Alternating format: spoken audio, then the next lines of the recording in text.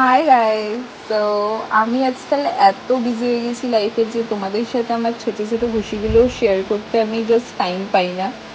তো অ্যাকচুয়ালি সবাই জানে, আমার ক্লোজ ফ্রেন্ডস ফ্যামিলি সবাই জানে, বাট আমার সোশ্যাল মিডিয়ার ফ্রেন্ডসরা কেউ জানে না অ্যাকচুয়ালি ব্যাপারটা, যে আমার এই ছোট্ট একটা খুশি আমি তাদের সাথে সবাইকে শেয়ার করতে চাই। যে তাই আমি এবার রাইডার হতে চলেছি।